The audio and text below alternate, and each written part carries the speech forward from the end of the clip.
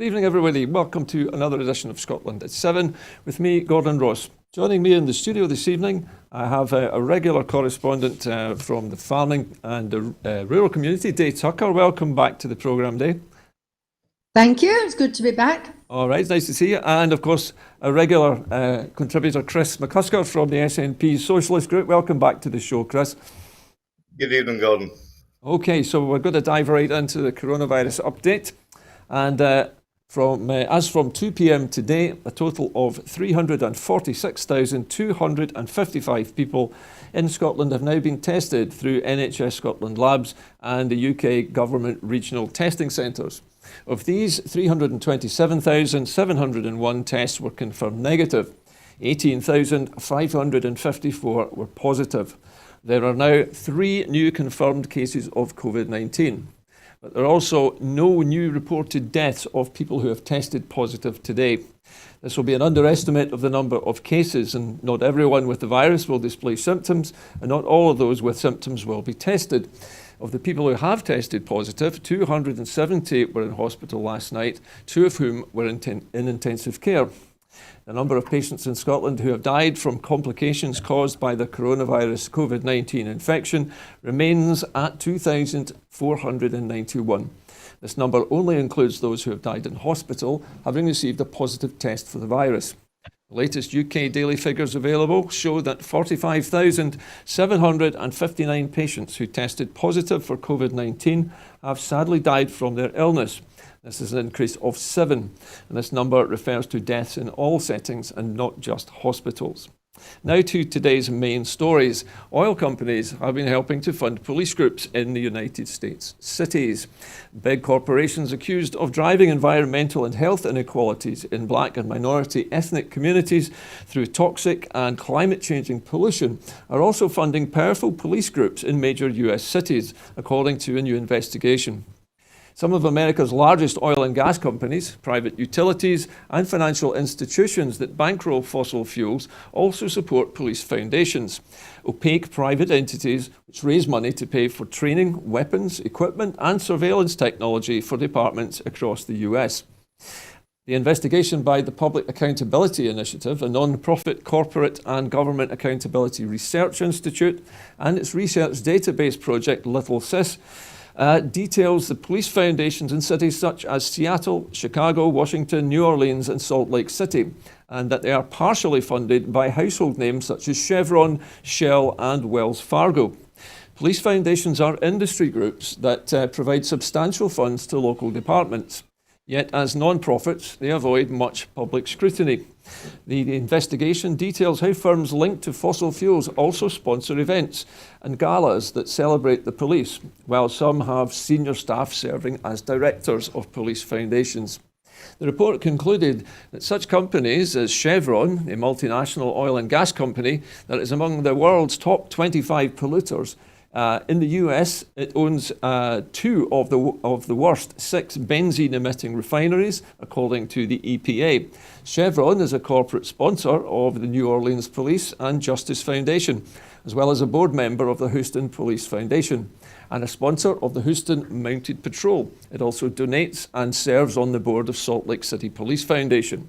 Shell is one of the biggest fossil fuel companies in the world and is currently building a huge ethane cracker plant near Pittsburgh, which advocates warn will turn Appalachia into a so-called cancer alley, a corridor of Louisiana refineries where Shell is also a major polluter. Shell is a featured partner of the New Orleans Police Foundation and a sponsor of Houston Police's Mounted Patrol. The largest oil refining company in the United States, Marathon Petroleum, has long been accused of generating pollution that disproportionately affects the health of black and minority ethnic communities. Its refinery in Detroit has received 15 violations from the state environmental regulator since 2013. Marathon's security coordinator is on the board of the Detroit Police Foundation and sponsors numerous events. Carol Muffett, the president of the Centre for International Environmental Law, said that this report sheds a harsh light on the ways police violence and systematic racism intersect with climate crisis. The revelations come as the coronavirus pandemic continues to expose gaping disparities in air pollution, access to clean running water, and rates of chronic medical conditions, which have contributed to a disproportionate number of deaths amongst people of colour and Native Americans. Now, this is a fascinating story, and one I have to say that I wasn't aware of. But Day, I know that you, as a rural employer yourself, must be aware of certain aspects of pollution which can creep not just from built-up areas and industrial areas, but into the watercourses and the air in the countryside as well. So what do you think, Absolutely. Dave? What's your reaction to this, hearing this news today that the police force in the United States is partly being bankrolled by companies like this? Yeah, it actually, I'm shocked, and yet I'm not shocked, because it's nothing new really, and there have been many films made about this sort of thing, where brave people have come forward to fight against the corporate bodies that are responsible for this sort of, it's so scary. And that's what is over there. And you compare that with the environmental standards that we have in the EU, and you can see our own government has chosen to go with the American standards, which are just awful. So when you say in terms of not just the environment, but social as well. So Dave, when you're talking about our own government, are you talking about the UK government in particular? Oh yes, absolutely, because our own government is more aligned with the EU standards when it comes to environmental and health issues. And that's why they're so upset about, and in fact, the Scottish people must be as well, because they chose to vote Remain to stay with those standards that the EU espouses and protects. And of course, Dave, the Brexit sort of that we've been undergoing isn't finished yet, is it? We have another few months before we finally feel the full force of the sudden cliff edge, where all of these standards and regulations will cease to exist. Absolutely. Chris, if I could bring you in at this point, when I first read this in the script tonight, I was struck by the similarities between the idea of almost like a privatized police force.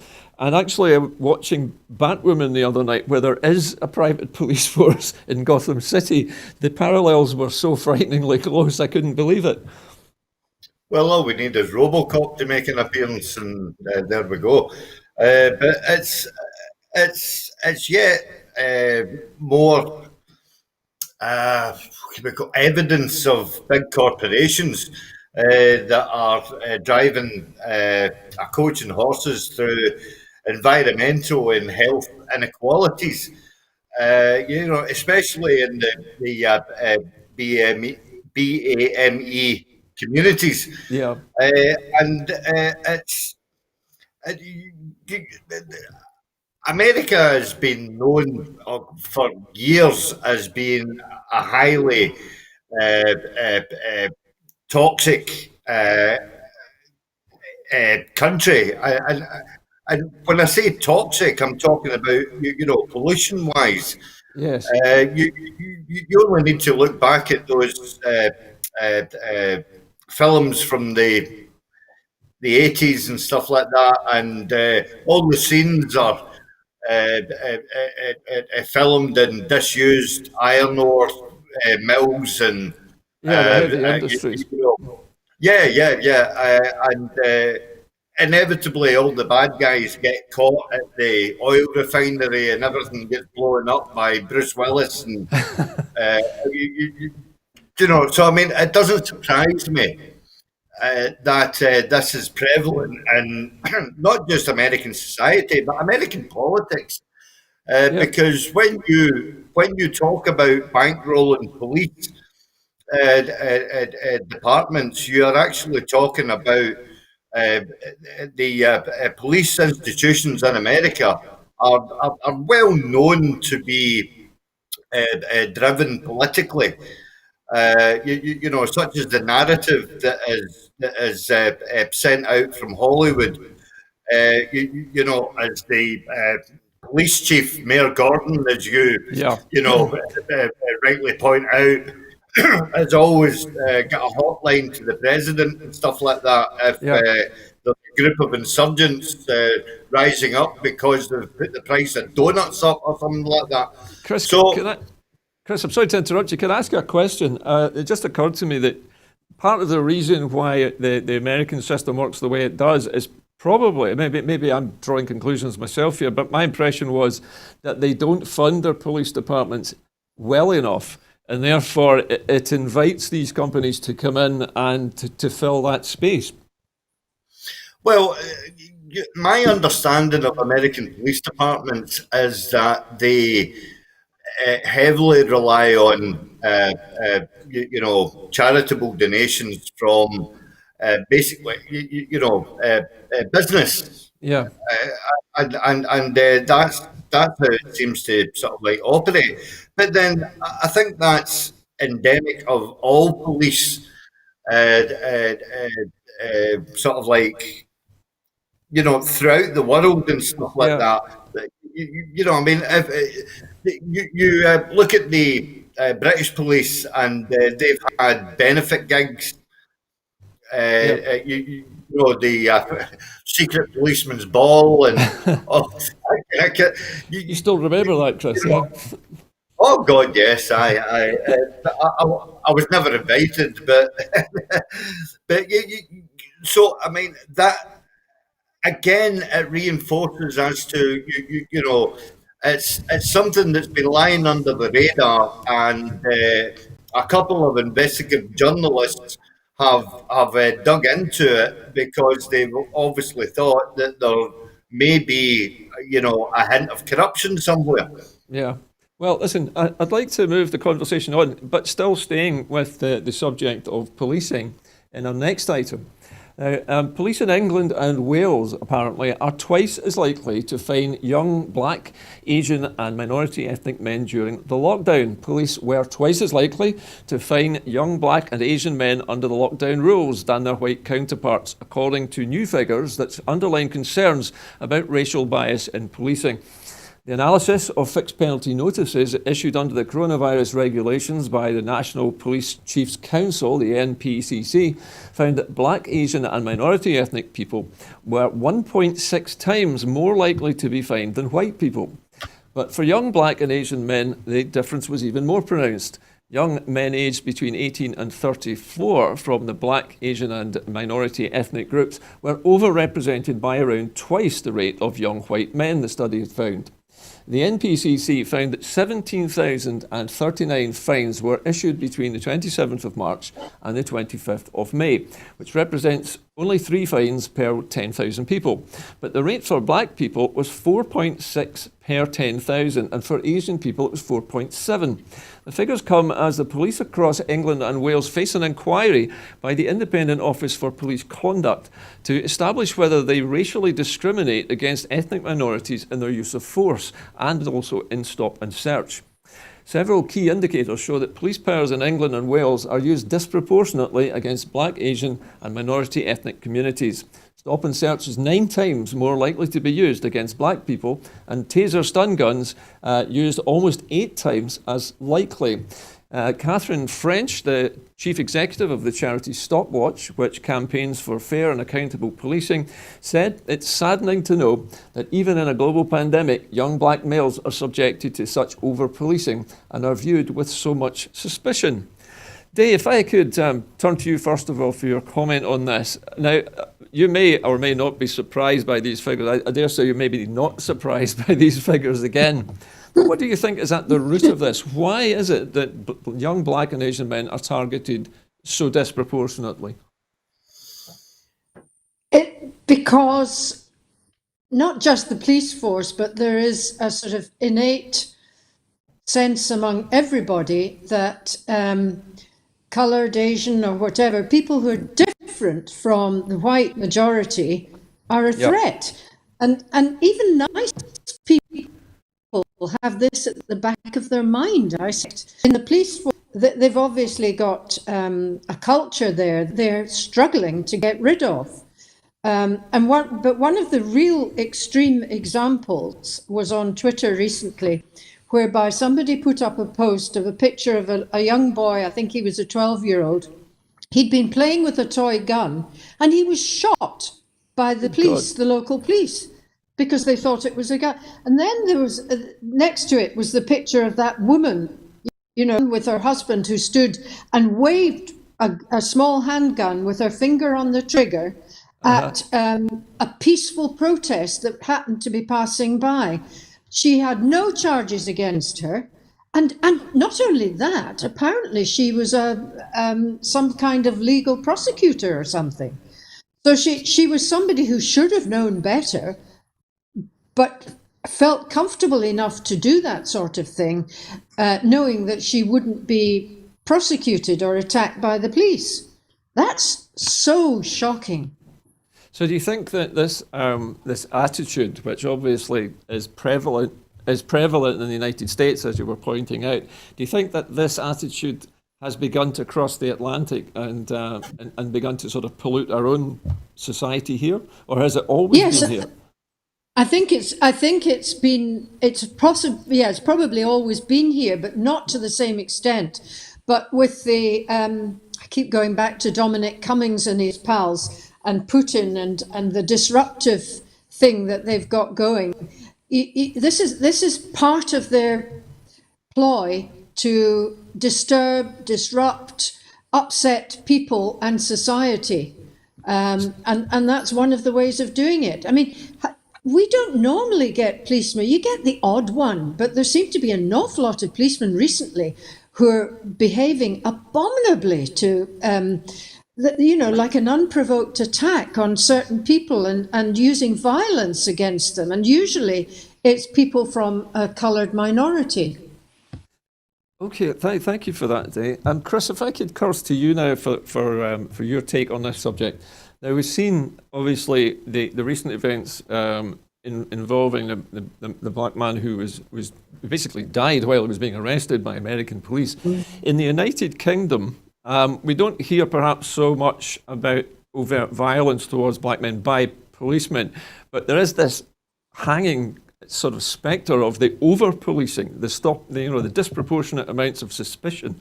What is behind this? Plus also the restraint which is used against young black and Asian men seems to be far disproportionate to the threat that they pose. Well, you won't be surprised to hear me point out the case of Shego Bayo, which was it was a horrendous miscarriage of how the police conduct themselves. Chris, that's under investigation just now, isn't it? That particular case? Again, I don't want to go too much into it because it is still, a very much live, ongoing case. But I'll cast your mind back to about 2 weeks ago.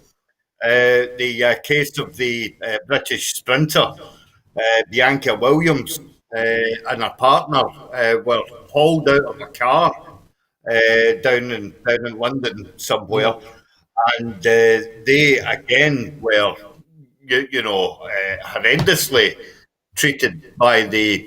Why were they targeted, Chris? Sorry. Why were they particularly targeted? I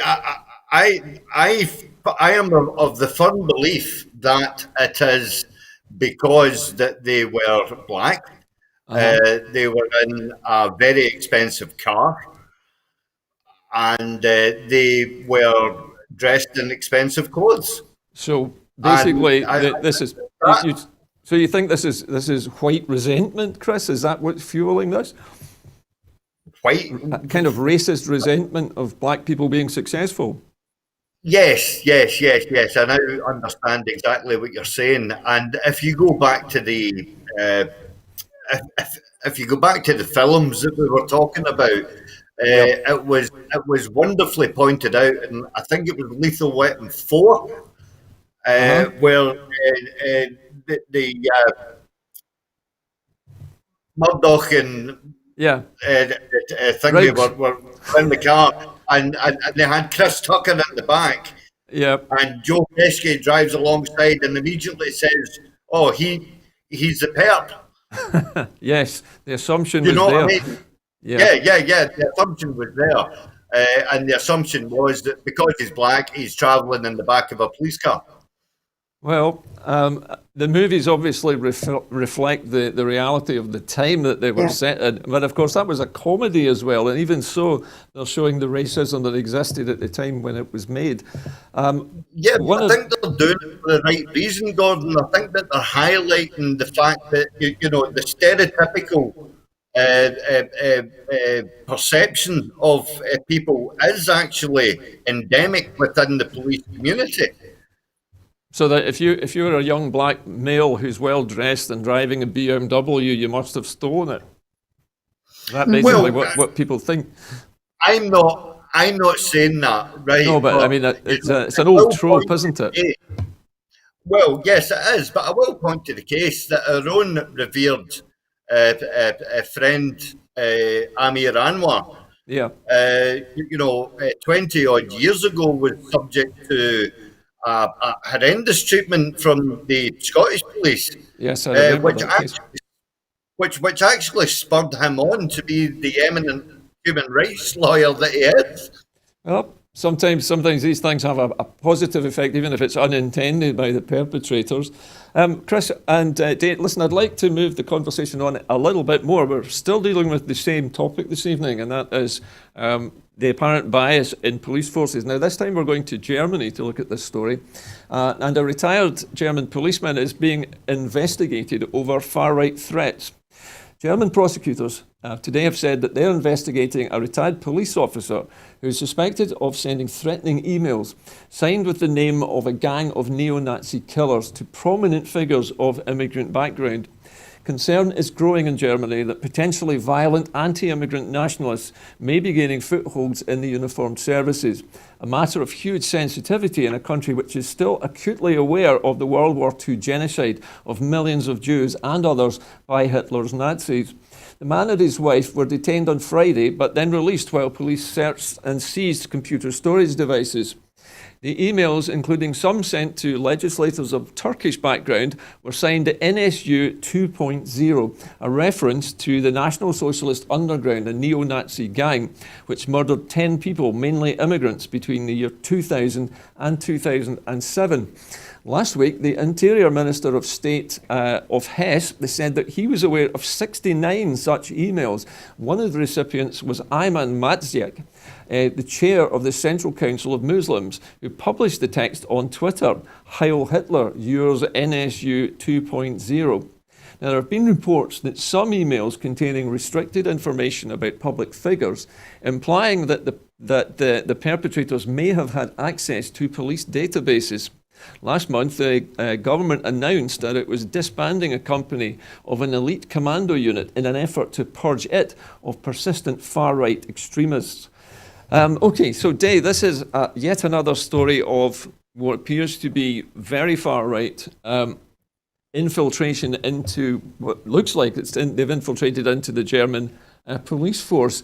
And here is a man who's retired now, but being accused of sending threatening emails to all kinds of public figures simply because they're immigrants and signing off as a Nazi. What do you think? Yeah. I mean, this is the year 2020. It's unbelievable. It's almost like, if you've got an ulcer or a boil and it comes to a head. And I think we're at that head at the moment. And going back to the films, if you look at some of the James Bond films and Dr. No, and how he wanted to rule the world and he manipulated this government and that government, that is actually what's going on. And, we keep talking about Putin, but he's only one actor out of many. And it could be that he's perhaps just as much a puppet of a few very powerful men in the world who are globally manipulating everything. And part of the strategy is to disrupt. So do you think, Dave, that the idea of this threats, these perceived threats, and being published in emails and making it into the mainstream media is really to make people feel frightened? Is that what the purpose is? Absolutely. Absolutely. So the far right I is mean, basically as trying a to... teacher, Yeah? I know that I will struggle to get a pupil to learn something if their mind is not calm and relaxed and able to accept the information.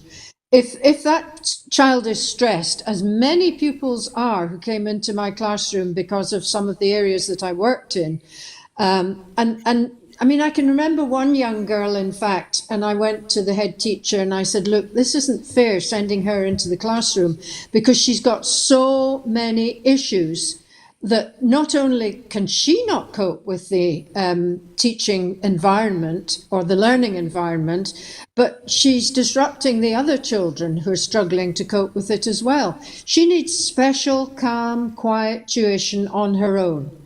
And it's been a well-known thing for years and years that this putting fear into people is a way of controlling them. Okay, well, I take that on board, Day, and I think if I go to Chris now, I'm sure, Chris, you'll be able to expand on the theme of the far right trying to intimidate the population in order to forward their own agenda. Well, yeah, I mean, I've seen it. I've not extensively travelled through Europe, but I have been in France, Poland, Czechoslovakia, and Portugal. And I've seen Nazi swastikas painted on the walls, stuff like that. So I mean, it is ever present in the European society. Yeah. There are certain factions. I mean, France, the far right. You mentioned those two in the same sentence, and you obviously think of Marianne Le Pen. Yeah. Chris, can I ask you a question? Sorry to cut across you, Chris. What I was going to ask you is that it's been said by other commentators that during times of political upheaval, there will always be people who come to the fore who have very extreme ideas. And do you think perhaps that the way Boris Johnson talks with this constant wartime sort of language that he uses and the kind of, what shall we say, kind of incendiary comments he makes, is that making it worse? And is this hostile environment that's being created part of the problem? Yes. Undoubtedly, Dave's just answered it for me there. It is horrendous when you see on a daily basis something popping up in your news feed, and it's from all the usual suspects. A couple of days ago, we had gorgeous George Galloway turning Yes. around, and he's now going to fight the SNP on the side of the Tories. And it was only 15 years ago that he famously said that there is nobody who hates the Tories more so than him. And then again, I seen my news feed today that a certain odious character, a one Anne Widdicombe, is actually, she's come out in favour of the no mask wearers. I noticed also, Chris, I was going to say, I'd like to ask you, Dave, about this particular one. We often hear of Donald Trump being blamed for inflaming situations by using certain tropes and terms which cause a lot of offence to people. But I heard, was it Ruth Davidson yesterday, saying that the Tories should have put the boot in to the Nationalists after the Indy ref. They should have kicked them when they were down, basically. This is this violent sort of imagery that's being conjured up by the Conservatives, it seems.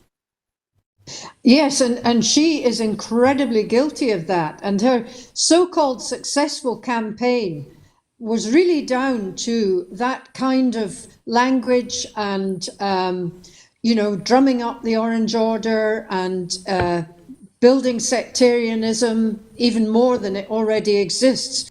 I mean, before she came on the scene, Syrian was just rumbling along relatively calmly. Yeah.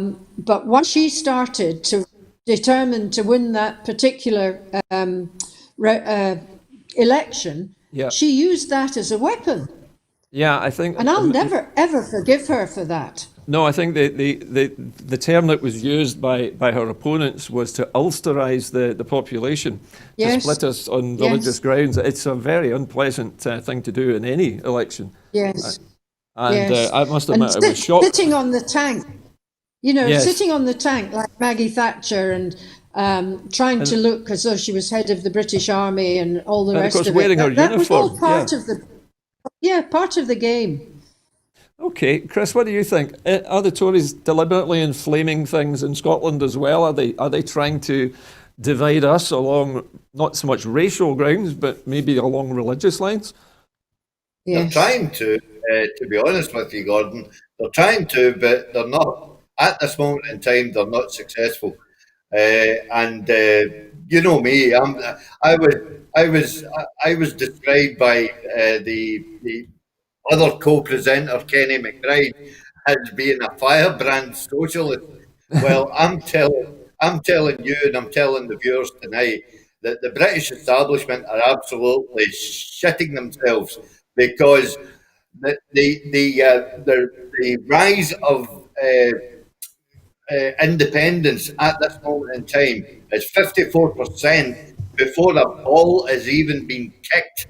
Yeah, and that is why you see the likes of Michael Gove coming up to visit distilleries shortly after his Lord and Master had been up holding a couple of crabs in his hand and telling us that the union is as strong now as what it ever will be.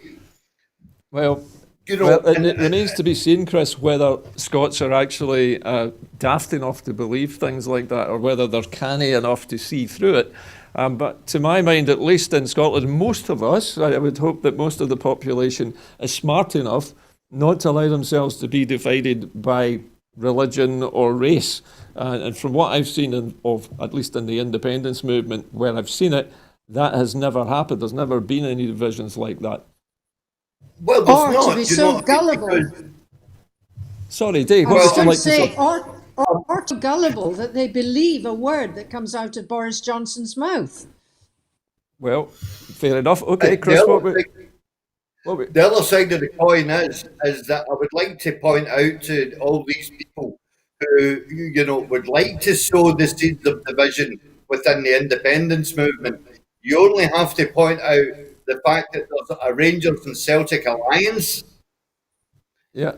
It's Rangers supporters and Celtic supporters that regularly attend the All Under One banner marches. There's also English Scots for Yes. Of course there is, yes. Yeah. There are Germans for Yes. There's one guy on Twitter that follows me from Yorkshire. He would love to see Yorkshire. Well, Chris, okay, well, thank you for that. Listen, I'm going to move the program. Many wide and diverse groups within the independence movement. Okay, it is impossible for the 77 Brigade to impregnate each and every one. All right, well, listen, Chris, I'll need to leave that particular rant there for the moment and move on.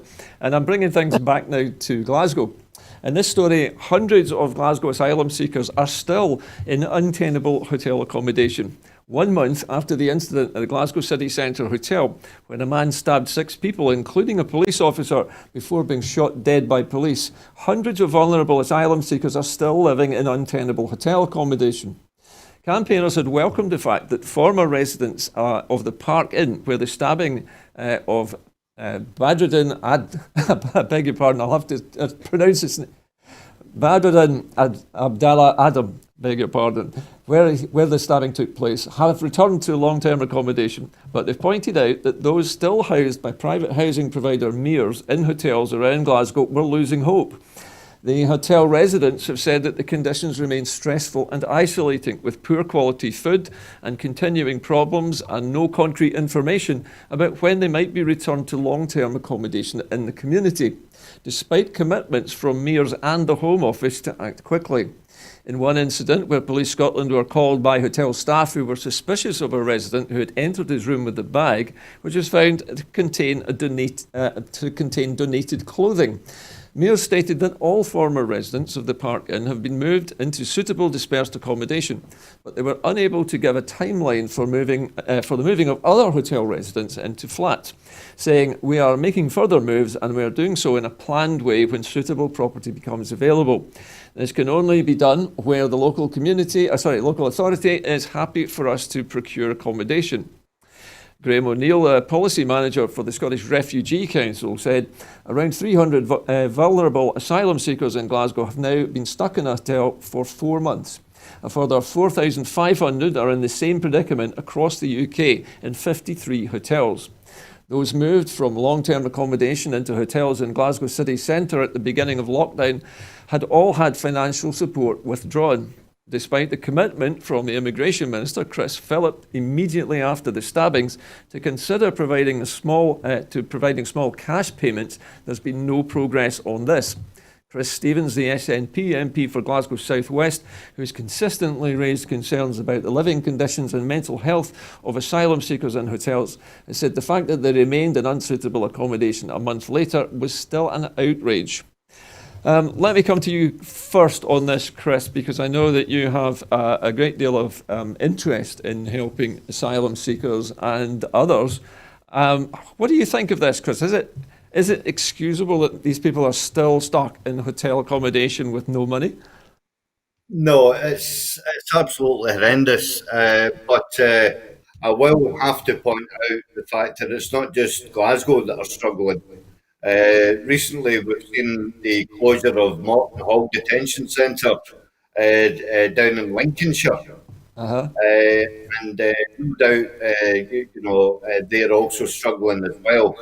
But the fact of the matter is that Mears made a concrete proposal at the time to follow up in their ineptitude of providing secure accommodation for the refugees that are, currently in asylum status. And they said that at the time, they said that they were moving them out of that secure accommodation for that accommodation to be refurbished and for them to get back in. That was in the case of the people in the Park Inn. So, as you say, Chris, would I be right to say that Mears are claiming that these asylum seekers would have been moved out anyway, but the COVID-19 just accelerated that process? Is that what they're saying? That's what they were hinting at.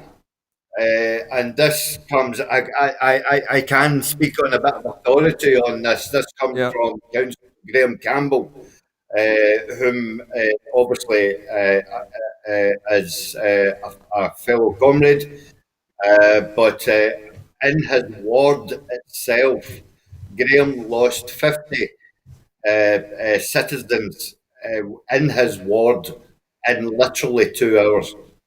In what way, Chris? How did he lose them?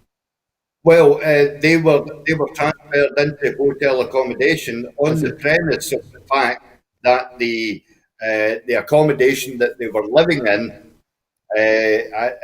Graham was told, was to be upgraded. But that simply presumably, happen. Chris, they would have been put back into that accommodation after the refurbishment. Well, any you would have expected. Yes, of course. You know what I mean. And obviously, if there's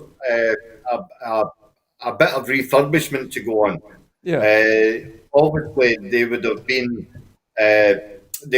given the offer to put their belongings, what belongings they had, into some sort of secure storage in order that they could get them again.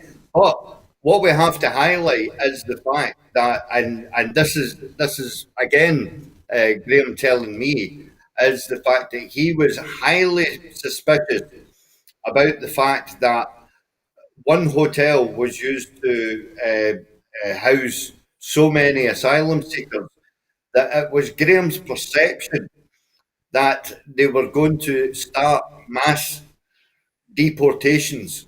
Because if they're in one central area, much easier to take them to the plane. Easier to put them onto a horde of coaches and take them down to a detention centre, probably the one down in Ayrshire. Okay, Chris, I need to stop you there for the moment. Dave, just hang on for a second. I'll be bringing you into our next story just in a moment. Now, we're going to move back to the United States. Dave, we're going to move back to the United States for this next story. And a record number of black women are set to run for US Congress. Joyce Elliott, an Arkansas state senator who's seeking a US congressional seat in November, was the second black student to attend her local public high school, and the first was her older sister. If elected in November, she will be the first black lawmaker in Congress from Arkansas ever. On the campaign trail in June, Senator Elliott attended a demonstration against racism in White County, which is more than 90% white. It's just strange, isn't it? And spoke to the attendees of in the shadow of a Confederate monument. She said that the November election is a chance to change our history. As the United States grapples with the deadly coronavirus pandemic that has disproportionately sickened and killed black Americans, and recent upheaval over police brutality, a record number of black women are running for Congress. Senator Elliott is one of at least 122 black or multiracial ethnic black women who filed to run for congressional seats in this year's election. This figure has increased steadily since 2012, when it was 48. As the primary season draws to a close, nearly 60 black women are still in the running. Black women are nearly 8% of the United States population, but they are only 4.3% of Congress, according to a report by the Center of Women in Politics and Higher Heights for America, a political action committee that seeks to elect more progressive black women to elected office. They are underrepresented in statewide executives' jobs and among mayors as well, according to the report. So here we go, Dave. Here's a story coming from the United States. Not only are they talking about black congressional candidates, but black women candidates now seem to be stepping forward in larger and larger numbers. Is this, do you think, indicative of a change in the atmosphere in the United States for black women? I suspect it's more indicative of a change in the attitude of black women in the United States, in that they're prepared to stand up and fight for the rights of not just women but men, but fight for the rights of justice and put themselves forward and be prepared to make the sacrifice that they know they will have to make in terms of friendships, families, and their own mental health. So you're saying basically you think that this has nothing to do with a change in the atmosphere in the United States. This is a change in the women themselves, who have become much more combative. Do you think more? What's the word I'm looking for? A little bit more assertive or militant in their attitude. Yeah, I wouldn't use combative or assertive. That's more of a male thing. Okay. Sorry, what was the other one? Combative and something? Assertive, I think, was the word we were looking at. Assertive, I should think, is probably a better word to describe it. Yeah. But no, I think women can be strong. Yep. They can be determined and fair.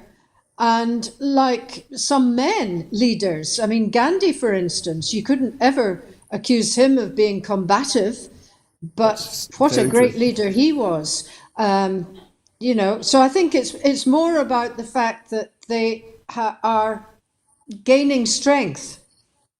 Do you think, Dave, that that this increase in numbers has perhaps been provoked by the presence of Donald Trump, who's widely viewed by many sort of progressives in the US as a misogynist? Do you think it's something to do with that they're reacting to? Perhaps a tiny bit, but I think it's more that they are looking at globally, women leaders are doing very, very well. And they can see somebody to aspire to. I think it's more that they see other women leading in a fairer and more just way and able to communicate better and able to control anger perhaps better. You think perhaps women are better at directing their anger in a more positive way? I was just, when you were saying that there were more women Yes. successful in politics, my mind was just sort of ranging over the numbers of women who are leading countries at the moment. We have Yes. Jacinda Ardern in New Zealand. We've got Nicola Sturgeon Yeah. here in Scotland. We Yes. also have Angela Merkel in Germany. We have Ursula von Yeah. der Leyen, who's the European Union's was president. I think I'll check on that one. A lot of women in high office. Chris, let me just Yes. briefly come to you for a very brief response to this. Would you feel threatened, do you think, Chris, by having more women in politics? I certainly wouldn't feel threatened, but in any such manner, shape, or form. I was intrigued by what you were saying there about the women in American politics. Especially from the BAME community, Yeah, and it's quite funny actually because the term Asian American is not always widely used, but it has to be recognised that there have been some great Asian politicians from America who have certainly made their mark in American politics without having the whole trope of being of a different colour, shall we say? yeah, Uh, it's as if when one is overtly black, then they tend to get singled out for more. If you want to put into inverted commas special treatment, uh-huh. as opposed to the Asian Americans from the likes of Hong Kong, Taiwan, Yeah, China, Vietnam, even. uh-huh. Uh, you, it's not as prevalent in that community as what it is, within the black community. I think a different history, perhaps, Chris, because many of the Southeast Asians who now are in America were there voluntarily. They weren't sort of kidnapped from Africa, or Yeah. they're not descended from people who were kidnapped. I'd like Well, no, to that is correct, Gordon. You are absolutely correct. Going back to the movie theme that we started the show with. I'm not saying that they're Uh, not discriminated against, Chris. I'm not saying they're not well, discriminated against, but they have a different history. And in my experience, anyway, with Southeast Asian migrants, they tend to try and assimilate wherever they go. They want to fit in. Well, yeah. I mean that is correct. But again, I go back to the film thing that we started off with. Uh huh. The other night there, I was watching one of my favourite films, Gran Torino, Right. it was highlighting the Asians who were brought over from Vietnam Yeah. on a repatriation type. Yeah. Of course, many came on rickety boats, didn't they? Well, yeah, They were but they it was were actually back they were in fleeing a 19. war. Yeah, and the Americans Yeah, rescued or brought, but they brought them over it was certainly. 1968. The term Asian uh, American first actually came out into the sort of usable diction. Right. And that also came about, the birth of the Asian American movement. And and it was actually to promote the solidarity between black uh, uh, uh, Okay. Latinx Okay. and all Native Americans as well. Okay. Because that was the community that they found solidarity in. Right, Chris. Listen, I need to stop you at that point, Chris. We've got a couple more stories to slide into the programme before we finish. The next one is actually to do with Brexit for a change, just for a change of scene, really. And that is that the lead negotiator from the European Union, Michel Barnier, believes that a deal is possible with the UK. The EU Brexit Negotiator, Michel Barnier, expressed confidence at a closed-door meeting with member state envoys that a new deal with the United Kingdom was possible, according to reports from diplomats who attended the meeting. His comments after the latest round of EU and UK negotiations contrast with his downbeat public assessment that London's rigid positions on fisheries and the level playing field guarantees of fair competition meant that a deal was unlikely for now. The two key stumbling blocks are access to fishing waters and the EU's demand that UK regulations are compatible with those of the EU in respect to state aid, employment and environmental standards to ensure that the UK does not undercut the European Union's single market with poor quality products, something which I'm sure we'll be talking about in a minute. A deal needs to be done by October to allow time for ratification by the end of the year. Both sides have said the talks may be stalling. Dave, this is a subject obviously that's been rumbling on for some time. It seems to be gradually getting to the point where there'll be no time left. Is it likely, do you think? Do you share Mr. Barnier's optimism about a deal being done?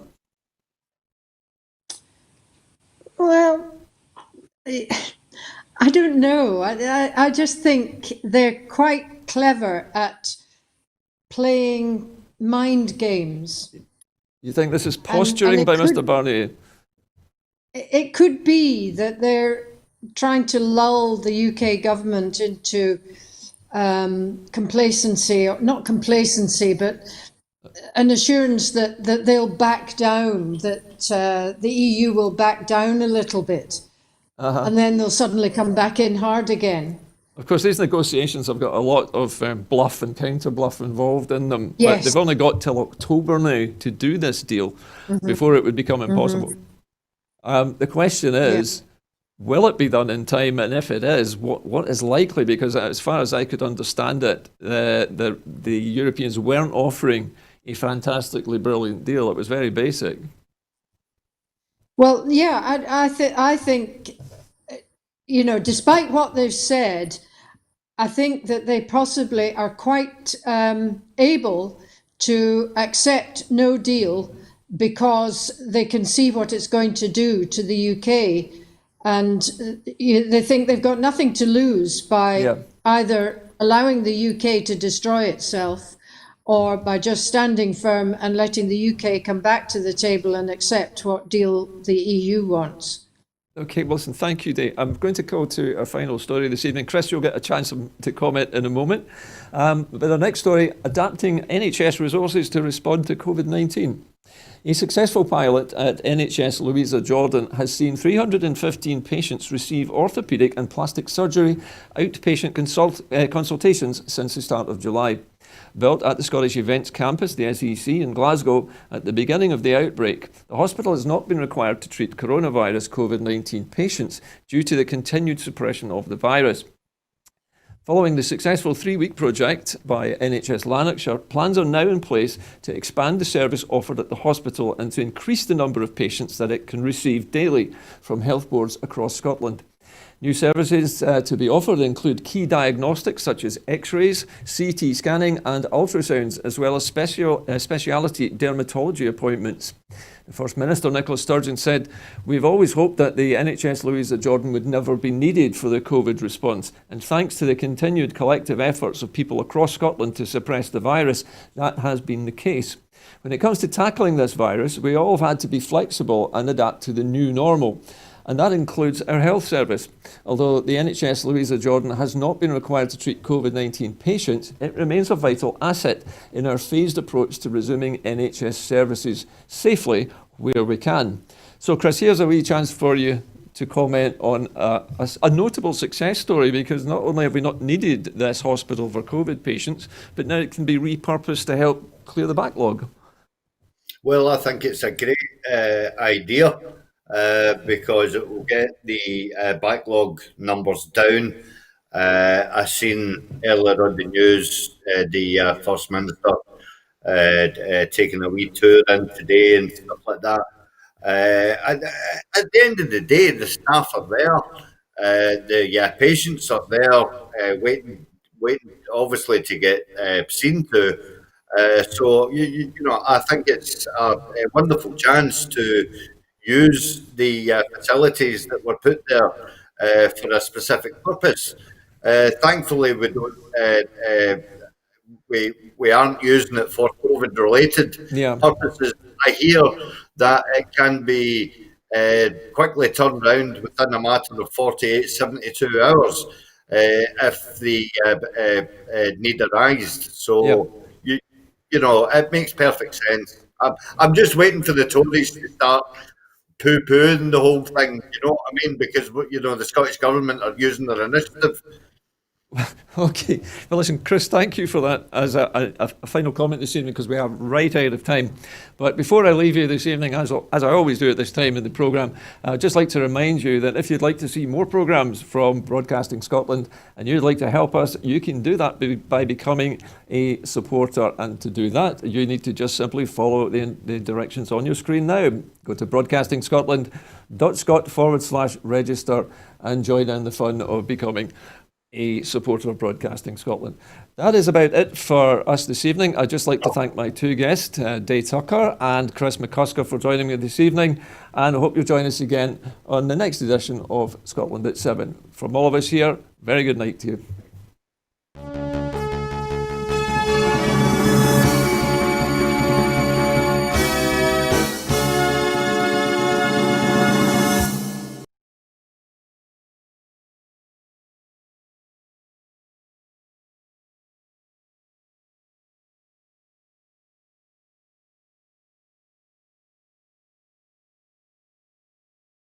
Lovely.